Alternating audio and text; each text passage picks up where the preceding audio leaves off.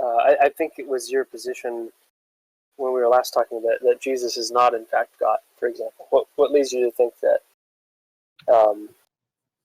the Bible was not this inspired story about a God-man? Right? Why Jesus isn't God? Well,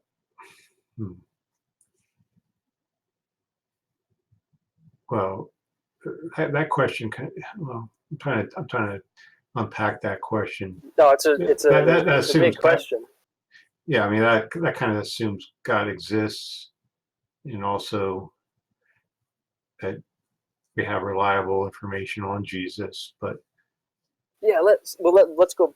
I guess I'm trying to jump to a starting point for that kind of conversation, right? So, I guess if you're looking for a strong reason why I think we shouldn't consider Jesus, I don't know, the Messiah or a divine being or someone we should follow in general. I guess the best argument, or I guess the most immediate argument I would offer is that throughout the New Testament, it claims that Jesus would return in the generation of the New Testament writers. So therefore, since it didn't happen, it would make the New Testament writers false prophets based off of the Old Testament criteria for what a prophet is. No, preterism is true, Floyd. It did happen. Well, I guess I would like to hear an argument for well, I preterism. mean, the sacking of Judea by Titus Flavius. I mean, that was basically, I mean, even down to the day, 40 years. Yeah, how can we interpret that as a coming of Christ, where the pastoral and Pauline epistles talk about Christ coming to communities outside of Jerusalem?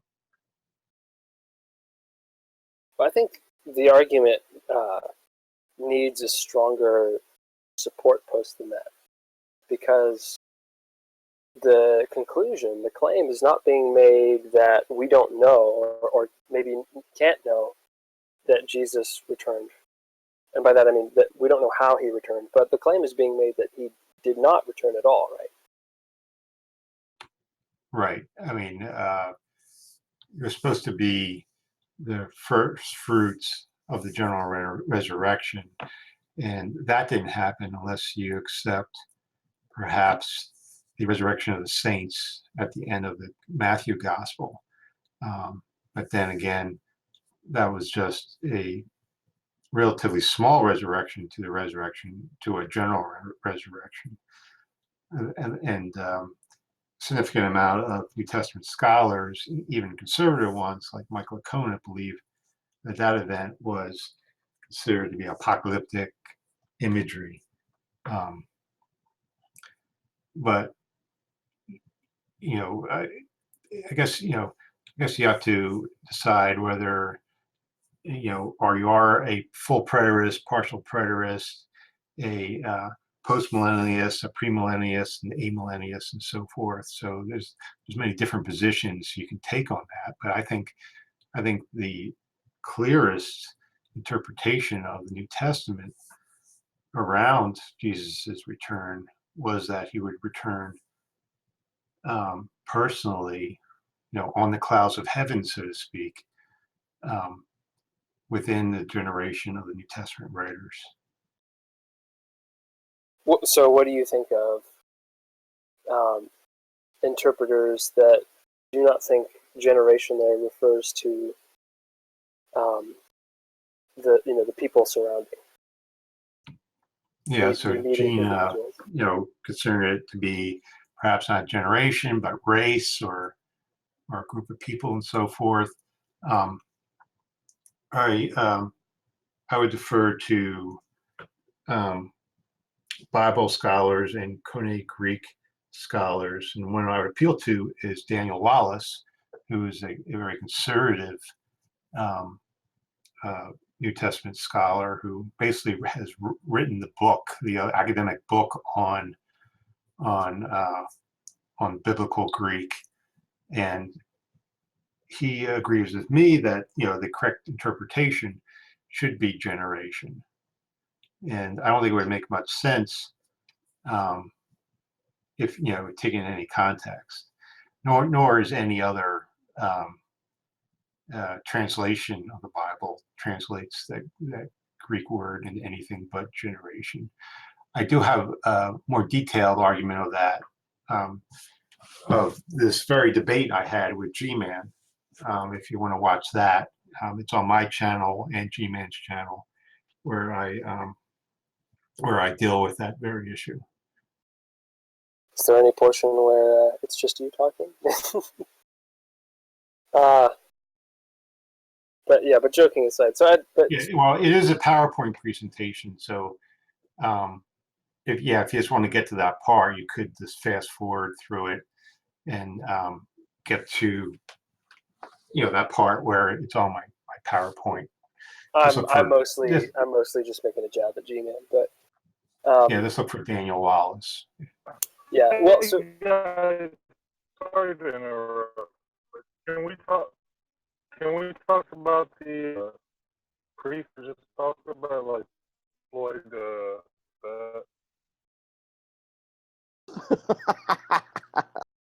was.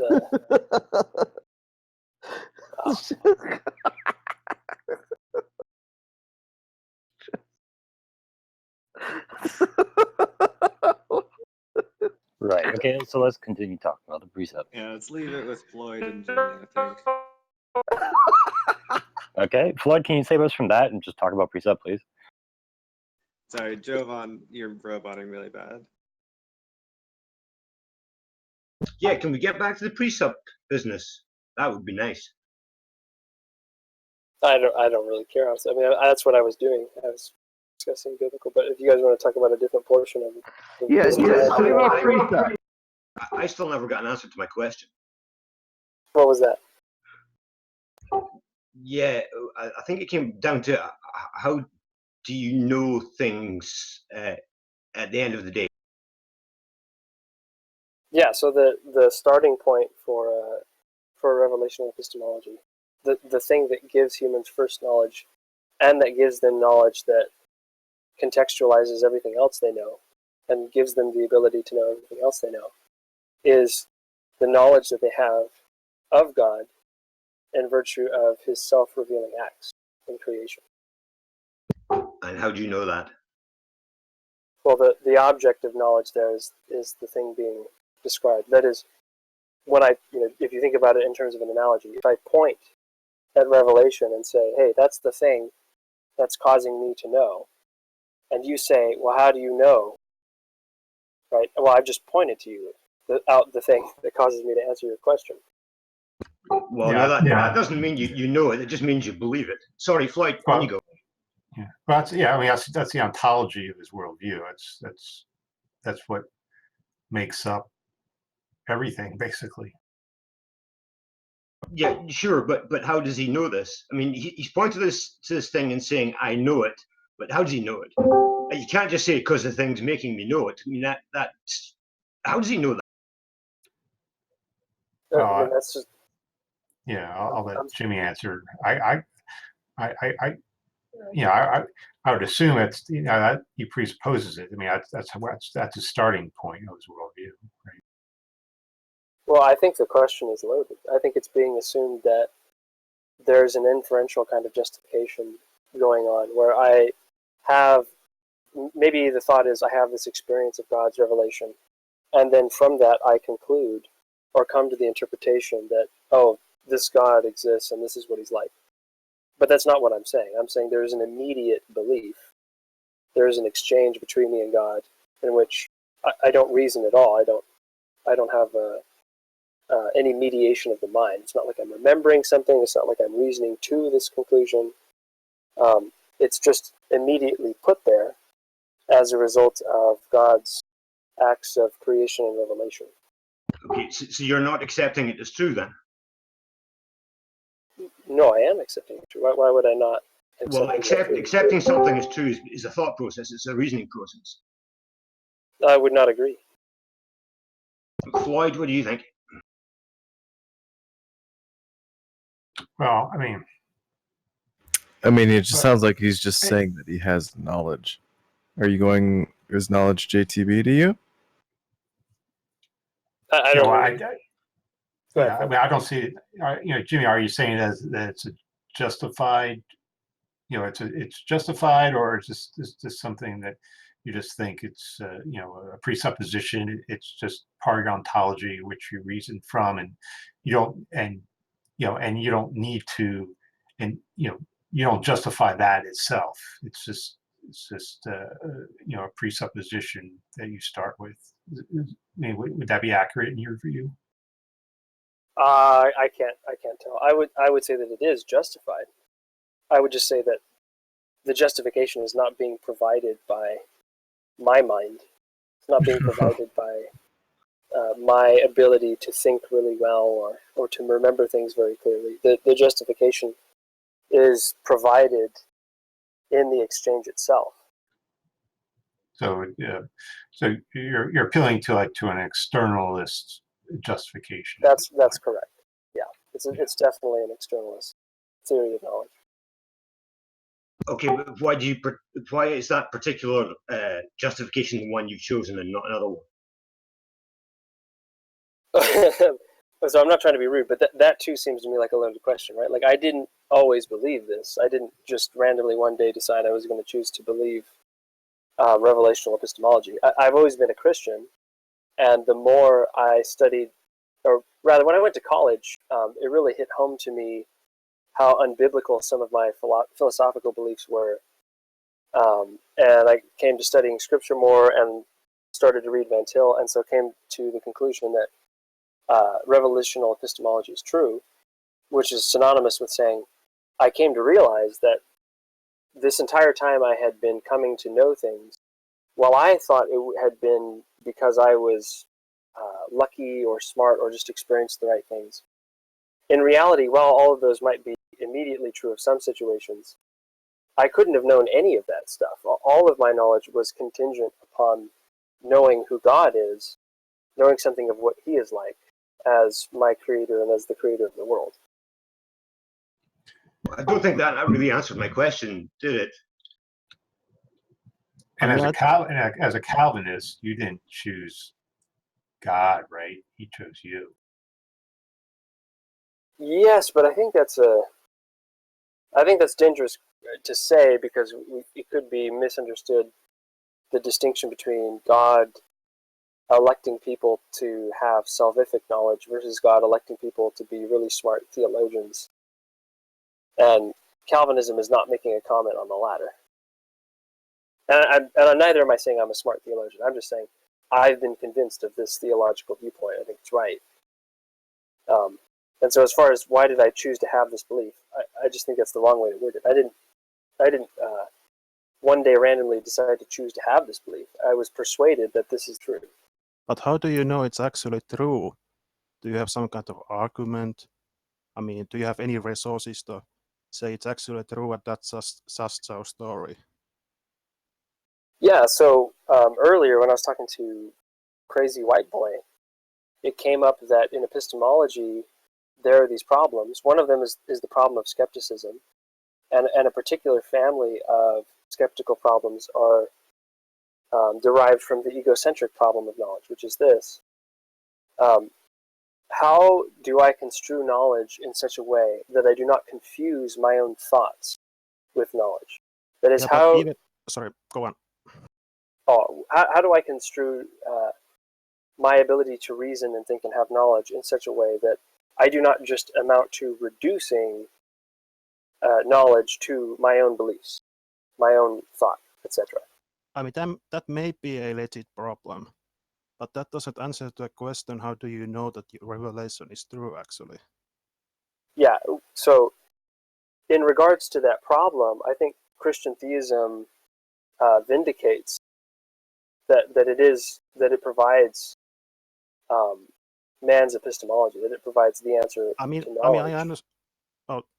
I mean, I understand you have this story, but how do you know it's actually true? Again, that's what I'm trying to point out with this skeptical problem. I'm saying, look, we can sort of think of this as a bar that needs to be hopped.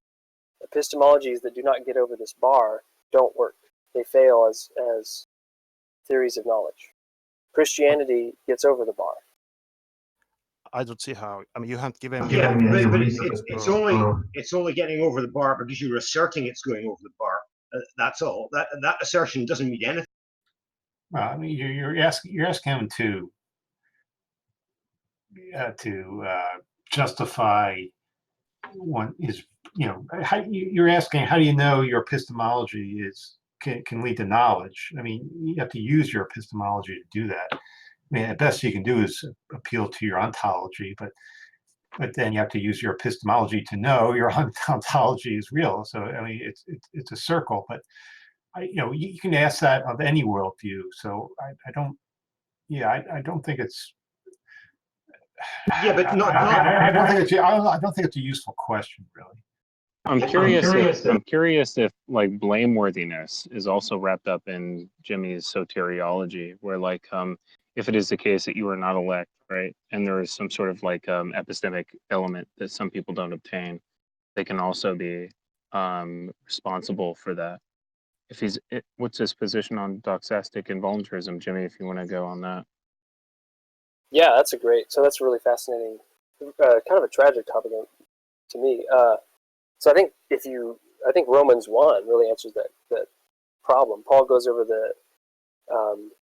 Paul is introducing the gospel, saying that it's all for all men, but in order to explicate that, he brings up the problem. Yeah, the wrath of God is being revealed against all men, and as he begins to describe this wrath, he gives this account where human beings are not being, contra being held responsible for something they have no relationship with.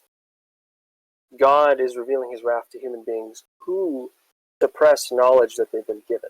Right? Paul describes human creatures as having a God who shows his existence to them, but then they continually reject that and worship idols in its place. Oh, wait a minute. So I was asking you about specifically doxastic and involuntarism, and it seems to me that you're arguing for doxastic voluntarism. That means to say that, like, freely created creatures choose these beliefs, and it's in virtue of their lack of belief or their belief that's antagonistic to God that they're condemned. Do I have that right? I'm not. It'd be easier if I could read that.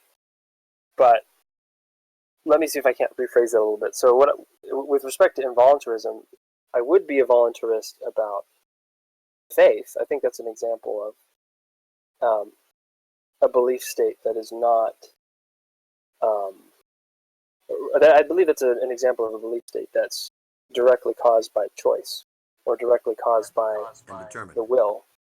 But your own choice or an external choice? Your own choice, yes. Mm-hmm. Okay. But with respect to belief in God, I think, as far as I understand how doxastic involuntarism relates to my epistemology, my point of view is human beings can be held epistemically blameworthy for their denial of God, precisely because he has made himself known to them. So I'm forgive me, but that's begging the question. How so? I'm asking you about election of belief, and you're saying I'm asking you how election of belief occurs, and you're saying that people are blameworthy in virtue of their rejection of it. Are you a five-point Calvinist? Because it sounds like what you just said contradicts like irresistible grace and unconditional election. Can we, Floyd? Just real quick, because I think this is important.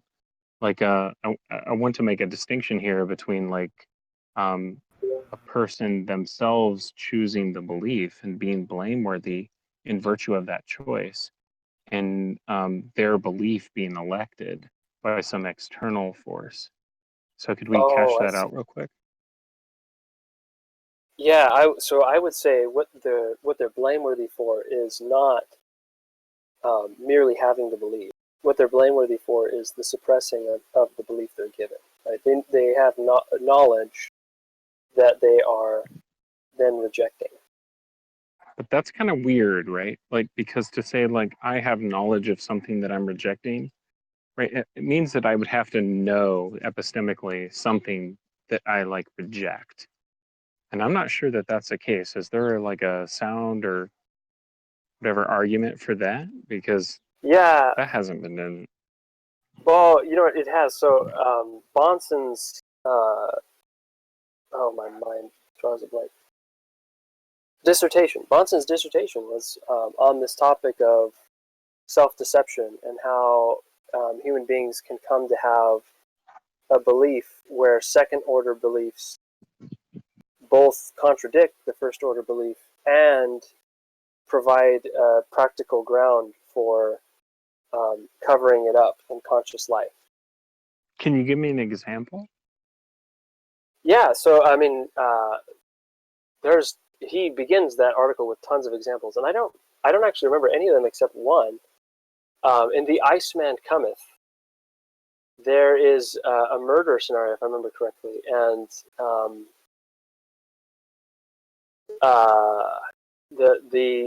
as the character that it's written about comes to the realization that he's murdered someone, he realizes, like, oh yeah, I've been hiding this the whole time. Like I've just been fooling myself. I didn't want to believe this, and so I didn't acknowledge it. Yeah, so this is a view of, like, phenomenal conservatism, right? That epistemic justifiers are a thing, right? That, like, for us it seems to be the case, therefore it justifies our epistemic positions. Is that right? I don't think it's indifferent to that. Like you certainly could interpret it that way. I wouldn't take that approach. I would just say that I think the person builds. I think the person is motivated to interpret facts and their own mental states in such a way that the original state of knowledge that they have is buried. But see, that's a different thing, right? Like, so when you say, like, that person is, like, motivated to do that, like, for me, I have these views of the world that, like, I don't believe that I internally motivate these views. Like, what is the reason, or what is the argument for how somebody, like, is internally causing their beliefs? That they're internally. I don't know that the person internally causing their beliefs. I'm not sure that. I see what you're saying. I think that in the same way that someone who believes. I'm trying to think of an example. Suppose someone is a student of Aristotle, right? And so they're under the persuasion that Aristotle's arguments against dialetheism are good. And later on, they come to experience cognitive dissonance because some philosopher comes along and says, you know, there may be good arguments against dialetheism, but Aristotle's arguments weren't actually very good. And they do a good job of demonstrating why. Right? And now that person is kind of in this uncomfortable scenario where he's been interpreting logic and inference, something that he practices on a daily basis, under Aristotle's view, and now he has to deal with, oh wow, like every inference I've ever made may be happening under a completely different system of thought. There may be errors here and there just because of that. And I would use that as an analogy and say the only big difference I see there between that person and an unbeliever is that in the unbeliever's case, it's not just a mistake that they're persuaded by Aristotle, but they actually make this choice to, oh, I want to turn away from God. I do not like him. I hate him. I hate the fact that I'm subject to him. Yeah. So the issue, so the issue that I have here is that it seems like we're switching back and forth between like an epistemic justification and some sort of like pragmatic justification, or like something beyond the epistemic, and we're deferring to something like intuition. And so what I'm asking for specifically is an epistemic justification. For Well, I understand you to take would it be a misrepresentation of your view to say that phenomenal conservatism is the case? Right? The seemings are justifiers. Like I have an intuition. It seems to me to be the case. So I'm like rational I'm pretty in agnostic. viewing. I'm pretty agnostic about that. I'm open to phenomenal conservatism, but I haven't looked into externalist responses to it, so I'm not really sure. Also, it seems to me that seemings are kind of a dangerously ambiguous term. I've never seen them defined very well. Yeah, I agree. And so, like, when we say that, and you'll forgive my ignorance because we might be going like way back on this, but I want to get clear on a few things. When you say that you like believe in God, it's in virtue of what you believe in God. I think it's in virtue of his act of self-revelation. So you could kind of think of it in two ways primarily. In one sense, it involves him creating my mind. If you want to make a programming analogy, you could say that the software of my brain is running on the basic program that has knowledge of God, language in it. Right? The very psychology that I have is constituted by a knowledge of God. But then in another way, that knowledge is constantly followed up in my in the realm of my experience. I'm constantly experiencing things that, by way of analogy, are kind of an expressionist cause of knowledge. That is, in the same way that you can kind of get a sense for an artist through their media, so also when you experience God's creation, it's kind of a mediator of what the artist is like. It tells you what's. Now that's interesting. That's interesting because it, to me, that seems like almost empirical, right? Like I can read the intentions or the evidence for a thing by observing it, right? And so I take that to be phenomenal conservatism. Like I take like seemings as justifiers to be a problem. And so like when you say something like I'm observing this thing, that it's necessarily built into my observation of this thing that it exists. I take that to be an unstated assumption. I take it to be unjustified. I take it to be something that you just like yourself are like presupposing. I guess I'm confused there. Like, why would you take it that way? Could you please move out of the war zone?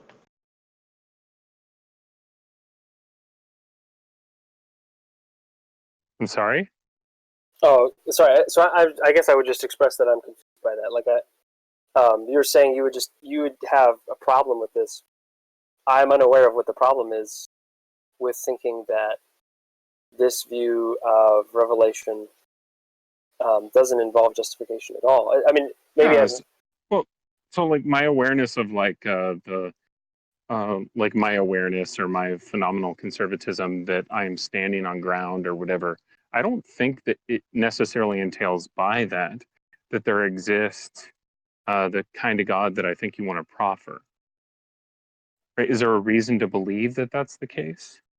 Yeah. So I think that when we analyze things like, for example, the reliability of our cognitive faculty, presumably you think that if your eyes were, or excuse me, if your skin was burnt, for example, you might have trouble feeling the ground that you're on, or you might think that you have some kind of psychological disease that distorts your ability to think about your experience as well. And so you might miss a lot of data in the first place, but you also might misdescribe other things, misidentify. So I think that when you look at that, like you can see, oh, okay, Christianity gives this account of why we have a default cognitive reliability, and it seems that it seems that alternative views don't have that open to them. Yeah, and this is the idea that like our cognitive faculties are have been like corrupted through sin or whatever.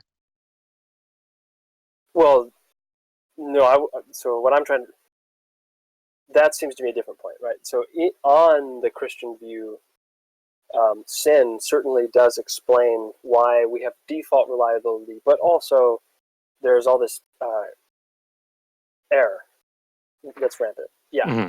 But the point I'm actually making is different. What I'm saying is a reason to think that Christianity is true. And so, in fact, every fact that we are running into is, you could say God is analytical to it. That is, you can't think of a tree without thinking of it as God's tree, or you can't think of you can have a meaningful experience of the ground without thinking of it as God's created ground, or something like that.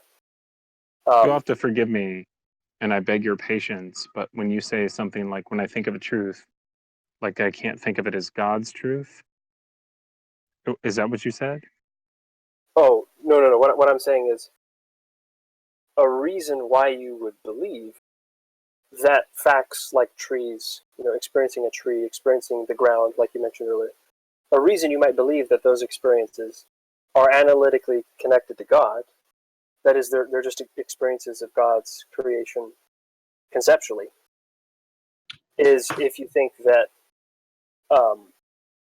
Christianity, that view, provides a sufficient epistemology, and outside of that view, a sufficient... Oh, go ahead. And just to be clear here, you're not espousing some sort of like divine conceptualism, like the tree exists in God's mind, and it's in virtue of that I have this conception of a tree? I'm not a divine conceptualist, but I wouldn't disagree with that language exactly. I would just cash it out very differently than... Like, we can use that for reference if you want to use that kind of language. That's fine with me. As long as there's the caveat that, like, I don't think a tree pre-exists trees in the sense that it was eternally in God's mind. But yeah, God has had in mind trees in the sense that he plans them. So it seems to be like what we're doing here is making a distinction about like how we as freely created creatures are like the limits that we have epistemically, right? It seems like we're making a distinction between like what we can know and what we just define to be the case. Would you agree with that? I don't. So I would agree that you're on the right topic. Like that is exactly the sort of thing, or rather, that is exactly the sort of way or level of conceptual analysis that we're at. That when you talk about a tree for this kind of epistemology, there's no way to get behind a fact being related to God. It's just inherent to it. But I would not agree with the idea that that there's things that are definitions like that we don't know, or that there's some dichotomy to be made between definitions and knowledge. Does that make sense? Like, am I answering your question, or am I misunderstanding it?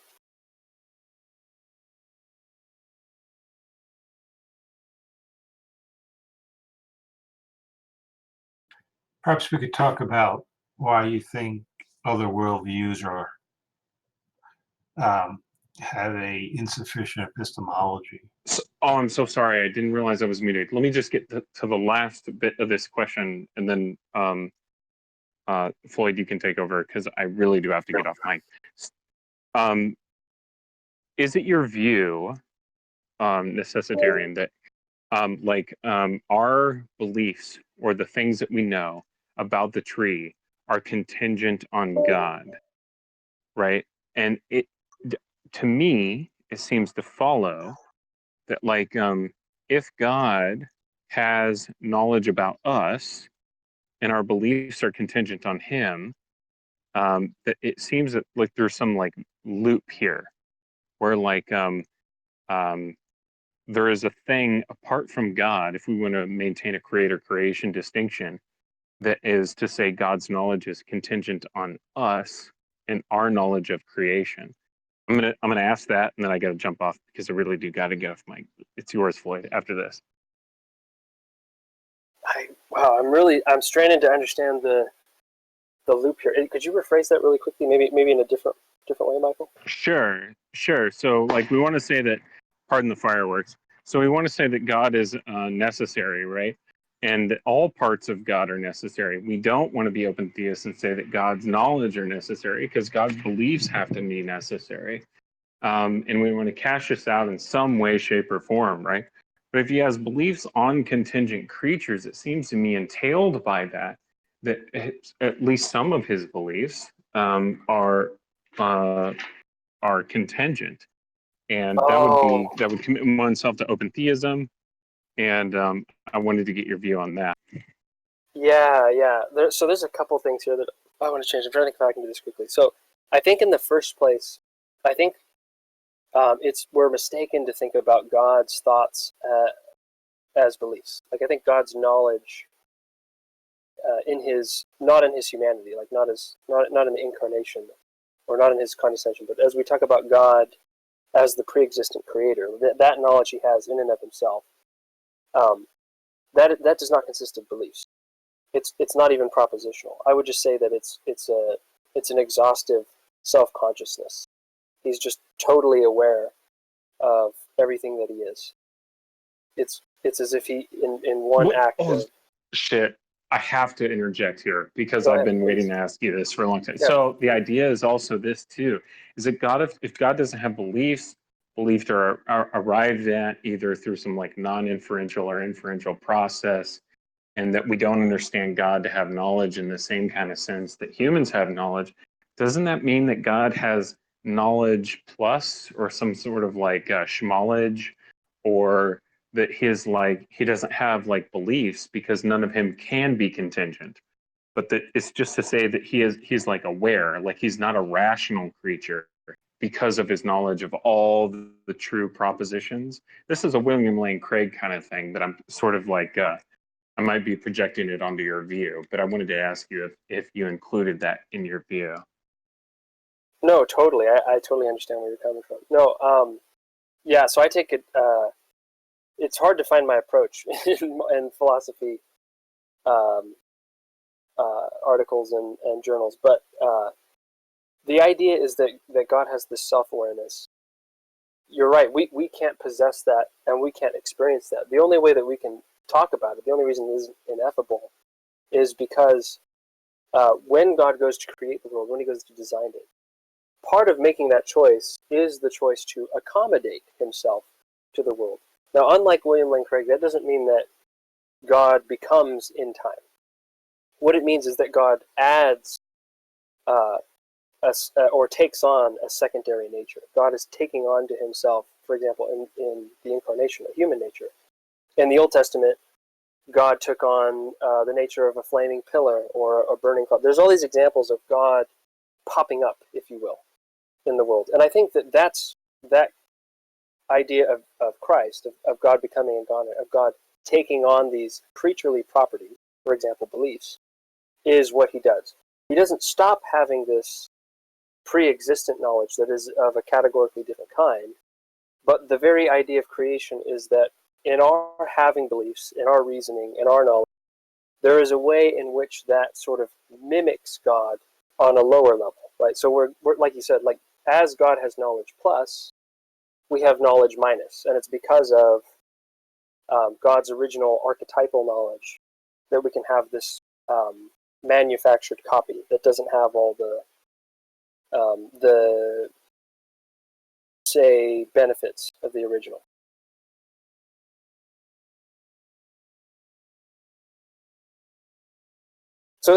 So I would say with Craig, and I think Craig would actually agree, but we would just cash this out differently. Yeah, God does know all propositions. God does have beliefs, but only because he, first of all, doesn't. Those are things that he takes on by entering creation. And he doesn't ever stop being outside of creation when he enters it.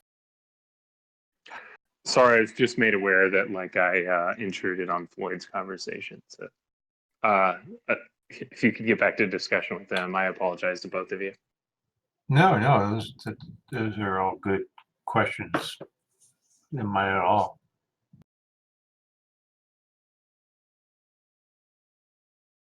Take care, Mike. You too, friend.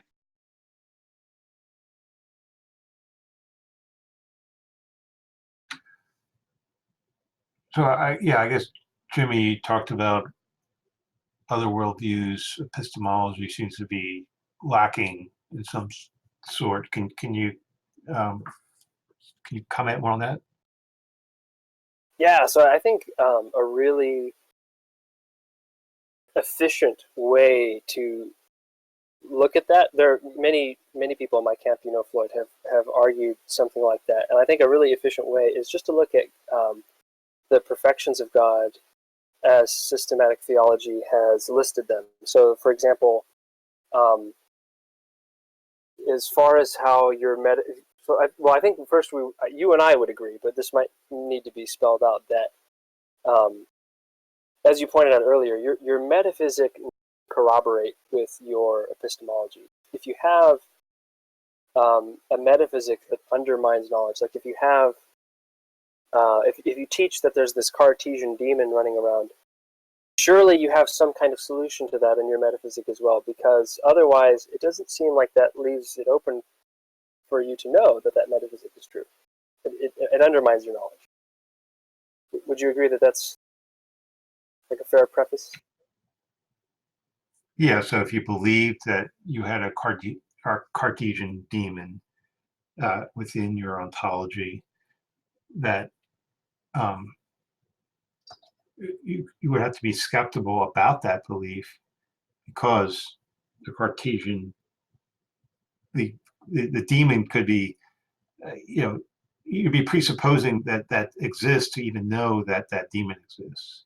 You'd be presupposing that you had knowledge of the demon to make such a statement. That's what you're getting at? Exactly, yeah. Mm-hmm. But yeah. Mm-hmm. Right. So the problem is you have a conflict there between your metaphysic and your epistemology. So we want the opposite of that. We don't want a metaphysic that conflicts with our epistemology. We want our ontology and our theory of knowledge to corroborate. They need to be consistent, cohesive. They need to help each other stand up. Right. And I think a way of seeing that unbelieving metaphysics do the opposite, that is, they undermine epistemologies, is to see whether they have a character in their metaphysical story that is comparable to God. So I think we can look at the properties of God as Christian systematic theology has listed them, and say, hey, do you have a being who's like this? I think of, for example, because if I remember correctly, for a while you held to some type of evolutionary reliabilism, or something like that. I don't know if you still do, but I think yes. Okay, so I think naturalism, I would have to agree with Bonson that it's kind of the sitting duck, because there's no personal design behind the universe at all. The universe is, as Dawkins would put it, cold indifference. And that seems to leave knowledge up to what has been poorly described as chance. I think it's better just said that there's really no explanation as to why we would expect knowledge to occur in that metaphysic. It's something that you have to believe, or rather, let me be more specific. Belief in knowledge for a naturalist is something that you have despite your naturalism and not because of it. Well, would you say that your God is necessary or just sufficient for knowledge? That's sticky. So I think ultimately that distinction falls apart, and for this reason. We're talking about the concept of the universe we have, in virtue of which we can know things. Right? Like if I didn't have some kind of self-awareness, I wouldn't be able to think the way that I do. I wouldn't be able to ask questions about my own existence. We wouldn't be having this conversation. It's in virtue of these. It's in virtue of this knowledge I have about myself and my relation to the world that these things become possible. Do you think that that's fair? Yeah, I think so. Yeah. Okay. So the difficulty is here we have in mind not something that is by happenstance a precondition of walking around and talking with Floyd, for example, and having self-awareness. We're talking about the precondition. We're talking about our ultimate concept of the universe. That intellectual and heart commitment that we have, which makes our entire life meaningful. Right? We're just, as like Clauser might put it, we're talking about that thing in the widest sense of thing, which makes all things hang together in the widest sense of hang together. And so when we talk about that, it's not as if we could have something that was sufficient but unnecessary. On the one hand, if it were merely sufficient but unnecessary, then it wouldn't be sufficient, because we're talking about the necessary precondition of things hanging together. And on the other hand, if it were unnecessary, or excuse me, if it were insufficient, then obviously it wouldn't be necessary. So you have to have both. It has to be the one and only, if you will. If it were anything other than that, then we would just. It would be like talking about the rooms that are in a house, and I'm saying, hey, let's talk about the nature of the house such that it can have rooms. And someone goes to describe how you can think about it this way or that way. Well, he would really just be describing rooms, not the house. He would be describing windows or other factors about the house, right? He wouldn't be describing that ultimate reality that makes all the house stand together. He would be talking about something less than that in order to say that it's unnecessary. Well, I mean, I don't see why it's necessary to have a complete picture of the house to be able to know about the room you're in. Why do you think you have to have like an exhaustive worldview to have any knowledge? And perhaps your worldview offers no meaning at all. I mean, it seems like meaning and so forth is a non sequitur when it comes to knowledge. So I would actually agree with you. I don't think that I'm espousing that you need exhaustive knowledge of the house. You just need to know the ultimate nature of the thing you're in. So you need to be able to distinguish the house from a frog, for example. In order to know that you're in a house or in a room, you need to know that you're not in the belly of a whale, or that you're not in a vacuum in space, for example, right? Like, I don't think we would describe someone as knowing they're in a room if they couldn't even distinguish that from these other things. But that, as Van Til was apt to use the analogy over and over and over, there's a category problem here, right? Like, in order to know something about a room, you need to know something about space. Well, in order to know something about space, you need to know something about extension and the difference between universals and particulars and how you're an individual. You start to fall back into the question, well, what is ultimate reality? No, I'm not saying you need an exhaustive view, but yeah, I don't think you could have an idea what a room is unless the way you interpreted a room was consistent with the whole interpretation of the story of reality. That seems to be going too far there though. I mean, my dog can know what a room is without having a complete picture of reality. Wouldn't you agree with that? Yes, but I don't think that a dog has the concept of a room. Like, I don't think there's an overlap there between. I mean, if you want to believe that there is, I'm not really going to challenge that. I don't think it's that important. I would just say that if the dog really does have, concepts like that, then I don't think the dog would lack some kind of awareness of ultimate reality either. It would have to have it. But I think when you say, the dog doesn't even know this is a room. The dog just knows room, right? Like it just has some kind of immediate apprehension of. Right. The dog doesn't have the same conception of a room like humans do, but you can say that about any species. I don't think any species thinks quite alike, but I would think perhaps like maybe an ape would have their concept of a room would be closer to ours than perhaps a dog would. How different, it's hard to say. We can't get into their minds, so can't determine that. But again, I don't see the need for some sort of overarching ultimate view of reality is necessary just to be able to have the concept of a room or a car or a computer or or any mundane thing to be necessary.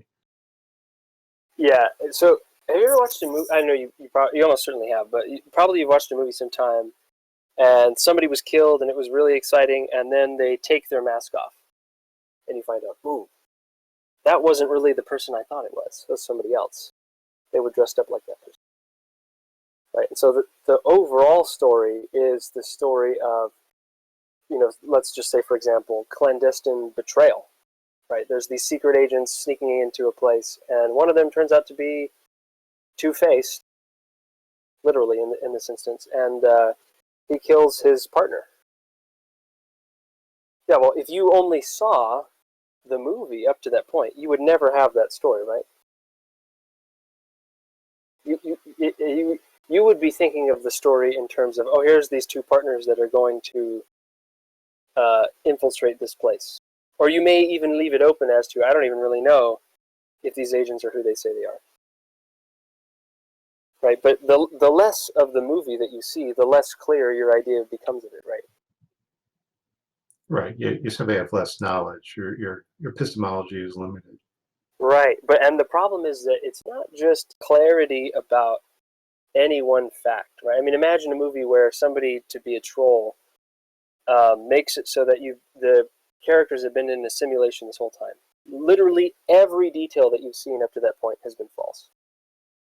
It's been illusory, right? So the problem is that for any script, any book, any movie that you're reading, the clarity of each individual fact depends on the clarity of the whole. You can't really have. I'm not saying you need exhaustive knowledge, but you need a basic idea of what the whole story is. You need the thesis of the story. Otherwise, you're going to run into contradictions. You'll be thinking that you're looking at a box when really you're looking at an illusion. You'll be thinking you're looking at somebody's partner in espionage when really they're soon-to-be betrayer under a mask. So the whole point of that is just to say, here we have an even more dire situation because we're not just talking about a local example of knowledge like movies, which could be absent to us. Like we could know nothing about movies. That would do nothing to harm our epistemology. But now we're talking about, like you said, we're asking the question, how do we know our epistemology works? How do we know anything at all? You're asking about the whole picture that we have in our mind. And the difficulty there is if you point to any particular in it without some kind of conception what the whole constitutes, then you really don't have a guarantee that the particular you're pointing to isn't just a misrepresentation or a misinterpretation on your part. Well, your view of the whole could be mistaken as well. Absolutely. But there's certain things you're just going to have to take for granted as a faith-based position and just reason from there. Okay, but But Floyd, the difficulty I see with that is that seems to support, that seems to just be an example of subjectivism. That is, using that same reasoning, we could support contradicting propositions. Like you would reason virtuously, I think, well, we have to take for granted that people are basically rational. When people are irrational, it's an exception to the rule. And I think, I think that's good. I would agree with that as a Christian. But the problem is somebody could use the same premise and they would just be warranted to say, no, as a matter of faith, we should take for granted that people are basically irrational. And it's an exception to the rule when they're rational. Well, I think that belief would be based on inductive inference. I don't think that something that I don't necessarily think that is something that we would necessarily start with as like a foundational belief. I think, if you were schizophrenic, for example, and you had delusions about reality, you would think that everyone else is uninformed or different than you. Right. Yeah, I mean, the problem goes deeper than that, right? Than what I'm saying, right? Because it's not only just, I think it's a problem for the way we're reasoning there, because I think it's an example of subjectivism, but also you can bring in the fact that there are external affairs that can undermine a lot of your knowledge. Perhaps not all of it, but so as far as saying we need to take things for granted, it's fine if you don't think people's general reliability is like that. But if you say you would use inductive to figure that out, well, do you think that we take for granted an inductive principle that like the universe operates in a fashion that we can use to simulate some kind of predictive concept? I would think so, yes. Okay, but the problem is if you take that for granted, somebody else can just take for granted, no, that's not possible. Well, I would question if he actually is living by that principle. I would say if he, the way he lives his life, if he had a performative contradiction within his view. Okay, but Floyd, so consider your life. Consider how every day you get up and you see the sun rising, you see gravity still operating, you see that your clothes haven't turned into bunny rabbits randomly. You see all these examples of regularity in the universe. And you seem to me to be acting as if it's a justified belief that there is an inductive principle, not that this is a faith position, because you don't get up every day and act like a gambler. You don't take risks. You just take it for granted. This is just a solid fact of the universe that it operates in a way that accommodates my cognition. I'm not sure how you distinguish between, you said I act as though it's justified. How do you establish that? The same way that you would establish performative error for somebody who says, I'm going to take as a faith position that the universe is not regular. Like, well, they get up every day and they take for granted that it is regular. Like, they act as if they know that. But I would say the same thing. You don't act as if you don't go around quibbling about induction. You treat, for example, in your treatment of biblical studies, you treat that topic as something that accumulates knowledge, and reliable knowledge, trustworthy knowledge. These are things that we can make decisions about how we live our lives about. Right? Because I think we would agree, like, if Christianity is wrong, it's a total waste of time, and people's lives are better off without it. But if it's true, then it sucks for people to be thrown into hell, and we got to do something to try to persuade people not to be. Right? Don't you think that's... Yeah. So, but it seems to me that I actually agree with your performative error standard. I wish more philosophers would. I mean, there are actually many that do, but there are too many that do not take that up. I think it's a good standard. But it seems to me, Floyd, like you don't act like induction is a faith position. You don't act like belief that the world is regular is just something we merely take for granted. Well, if I'm taking it for granted, you know, and I'm not offering a justification for it, then isn't that a faith-based position? Yeah, but I would say that consistent behavior with that would be to treat as a faith position everything that you base on that faith position. Consistently, you mean over time? Yeah, so like, for example, when you read,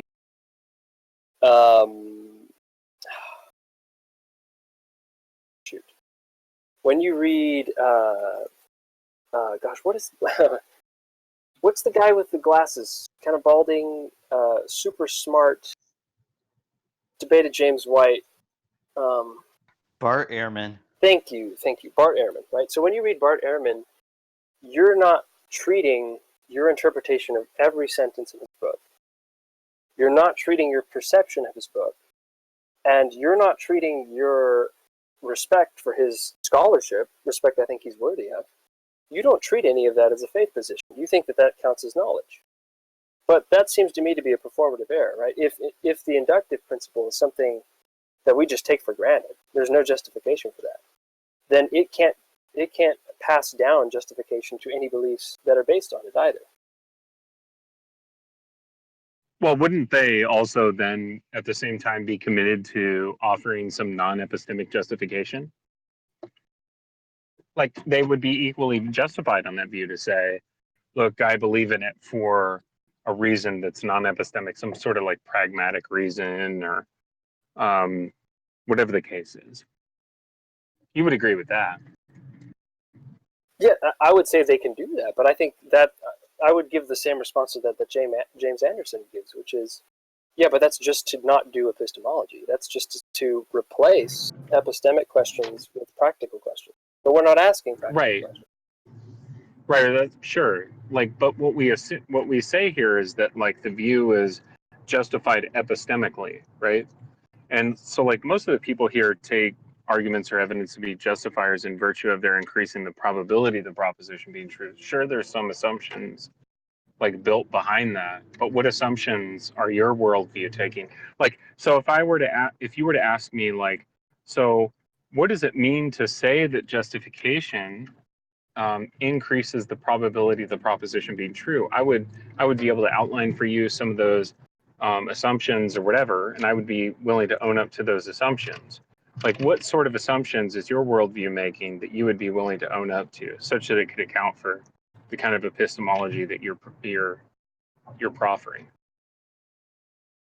Well, you word that in a way, Michael, that makes me look like a rich, fat bastard capitalist answering you. But I don't think that it does. Not at least not in the same way, right? The epistemology that I'm proffering is not saying we take for granted people's general rationality, or we take for granted the inductive principle. It might say that in speaking about everyday psychology, right? In the sense that we don't stop to think about these things every second, and in the sense that some people haven't stopped to think about them at all, and in the sense that for the sake of conversation, there's a million propositions that we don't question, because otherwise we would never have a sentence come out of our mouths that got us anywhere. So in that sense, I do think, like, in all those senses, we take things for granted. But I'd have to say, I think the difference between my epistemology and Floyd, and this is a belief I've had ever since I came to know him, and he proposed his epistemological tenets to me, and we've discussed them a couple times before. I think he's a soft foundationalist, and I think the problem for that kind of foundationalism, in terms of the Munchausen trilemma, is that you just end up being a subjectivist. You just say, I believe this because I want to believe this. But can I ask you, does your worldview fall prey to the Munchausen trilemma? And if not, how not? Yeah, that's an excellent question. So, in the first place, I would say I agree with the Van Tillians who believe that this kind of epistemology is a lot closer to coherentism than foundationalism. I don't think it's a foundationalist epistemology at all, because in the first place, it's not dividing beliefs up into basic and properly basic. Justification in itself on the system is very contextualistic. I mean, you can have a reliabilist justification in one instance, or you can decide to use warrant in another. You can have some kind of pragmatic. It really depends on the context, but insofar as we're talking about the worldview itself, the epistemology itself, I think that it has a religious answer to the Munchausen chart. You might characterize it that way, right? So there are religious answers to, where does knowledge come from? Where does justification really come from? And someone might say, well, Allah told me that this, that, or the other is true. Somebody might come along and say, well, Heavenly Father told me this, that, and the other. Right? They have these revelational epistemologies, and I think that's the kind of family that Christianity finds itself in. Ironically, but unironically, these are the best of these other world religions that use this epistemology borrow from Christianity in a historical sense, besides being intellectual borrowing. So, I'm Yeah, not so sure. I'm not sure I agree with you on that one historically. yeah, so when you say something like the kind of epistemology that you would espouse is like more akin to something like coherentism, that is to say that you leave open the idea that beliefs justify other beliefs in a circular way, right? I think it's just to say that a belief is justified in terms of the system that it's a part of, and not necessarily in terms of any, maybe not even in terms of belief, right? But it has more to do with its relationship to other beliefs or the system of beliefs, or I think better put, like it finds itself as a cohesive part of an overall concept of the world. Sure, but what I was asking you specifically was how it avoids the Munchausen trilemma, right? Is there a fourth option on your worldview? You think it bottoms out in something that isn't question begging itself? Are you appealing to coherentism or foundherentism, or this seems like you're just you find both, or both useful, or you don't have you're not dogmatic on any. You think it's kind of versatile or dynamic? Well, no, I would just say as far as classifying it, you could come at it 10 different ways. I think it's fundamentally a religious epistemology, and that's distinct from the main three categories, in that you're not getting justification from an inferential pattern at all. Like, it's not coming from the way you think. It's coming from a being outside of you who's saying something, or giving an oracle, or doing some kind of miracle that changes. It could be any number of things, but the basic picture there, I think, is different. I think it's more akin to coherentism in that foundationalism divides beliefs into basic and non-basic, and this view is treating beliefs as epistemically virtuous so long as they're fitting in the system, if I could put it that way. Sure, but you also agree that like your worldview, your epistemic worldview, relies on a transcendental argument, which is also inherently circular. You would agree with that? I mean, it seems like you're just appealing to your metaphysics at this point. Well, can we come back on? Can we? I just want to get an answer on that. You agree that like if you were to provide argumentation for your worldview, it would rely on something TA, which is inherently circular? That's correct. Yeah. Mm-hmm. Okay, sure. And then so the other thing is to say, like, is there any good reason to believe? Well, like the objection that I would raise would be like, is there any good reason to believe that this thing that you want to appeal to couldn't also be grounded in something else without appealing to an ontological argument?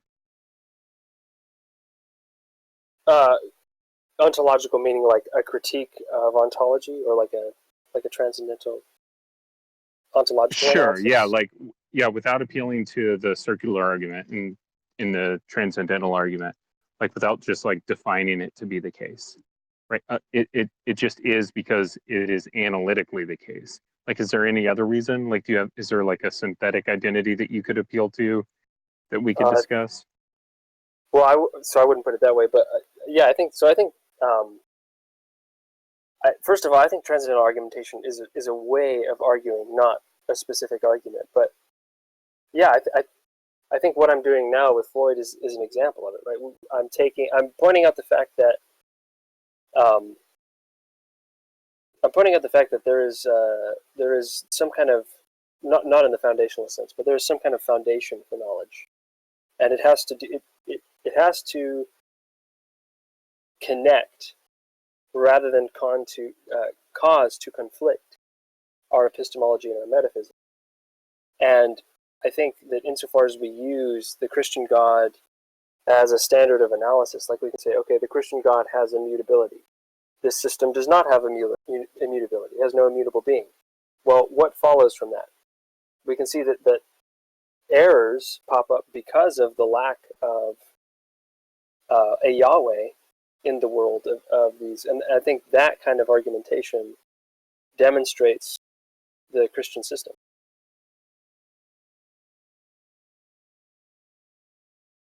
Right. So when we ask you like why is it a problem for a lack of Yahweh or a lack of properties that Yahweh has, you appeal to what? To demonstrate or to show us that Yahweh has these properties that are problematic if absent.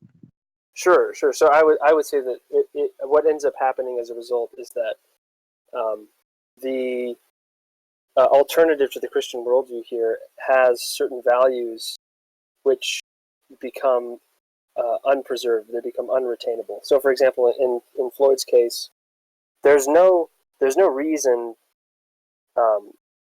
that's provided by his metaphysic why we should think that the universe is orderly in such a fashion that we can predict what's going to happen tomorrow. I'm sorry. I must have not made myself clear. So, like, if we were to ask you, like, in virtue of what would it be not realizable in virtue of some absence of property that you're attributing to Yahweh? That's what I'm asking. Like, it seems like we might be able to appeal to something else. Yeah, I mean, Yahweh did not have to make a orderly universe. He chose to do so, but just because he's immutable doesn't necessarily mean his creation is orderly. But he willed his creation to be orderly.